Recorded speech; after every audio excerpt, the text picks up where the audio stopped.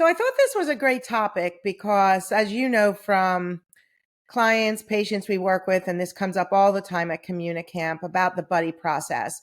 And I would say the far majority, parents, even teachers, and some professionals, it's really difficult for them to know what the buddy process really is.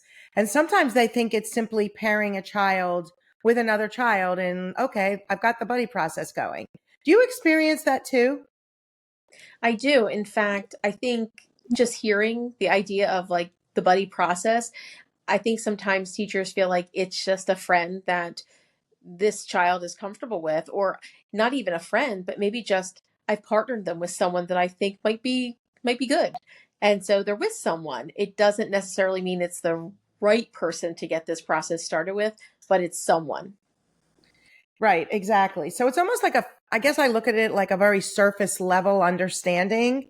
And one reason I wanted to do this podcast, it's been coming up over and over and over with families saying to me, well, they come to the SMart Center that I've had an IEP, I've had a 504. I don't understand. My child still doesn't seem to have any friends. My child still isn't talking. You know how I feel about that, talking to peers, and I don't know what to do. So you have to dissect it. You have to pull it all the way back and kind of figure out, all right, let me understand this child first. But in addition, like, what are you doing to build that connection and comfort? And what strategies, interventions are you doing? So that's how I think. So I think one of the things that I'd want to start with is that there's critical golden rules, as I call them. And one golden rule that we talk about a lot everywhere and anywhere, written in a lot of my materials, is comfort precedes communication. Progress does not tend to occur in a group. Therefore, we need to build comfort and do strategies and interventions away from the group as a first step, as a way to kind of get that going. And we do that basically four ways. One is the buddy process. The other is through get-togethers, play dates with those buddies outside of school, small groups in the room, such as spot work, and small groups out of the room, such as friendship groups, clubs, activities, recess bunch, lunch bunch, etc. And so if those setups are there, that's great. And I think you're familiar with this, that we talk about this a lot at camp is, okay, you got the setup. Now what?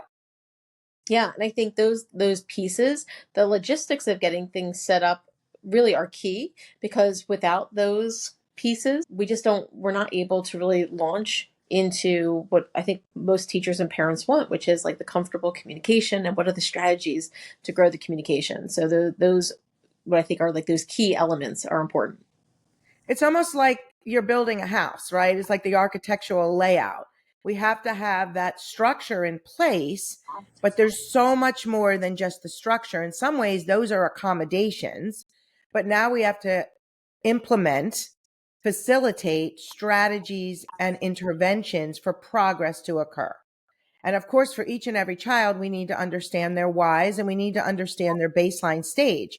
So if they're a shutdown child, we can't expect them to be verbally initiative, elaborative, and expressive. We can't even expect them necessarily to speak at all anytime within the next, in a short period of time. Maybe they'll start to progress once we understand them, but it's unrealistic to push speaking when you don't even have an engaging child. So I can't emphasize enough for our listeners that understanding of the child or teens' unique needs, which are their whys and how that impacts them, but how it impacts accommodations and interventions and what we need to look for, maybe what is causing SM, but also what's reinforcing SM, and their baseline stage on the social communication bridge. So that's a given, right? It's not how do I get my child to talk, it's understanding them.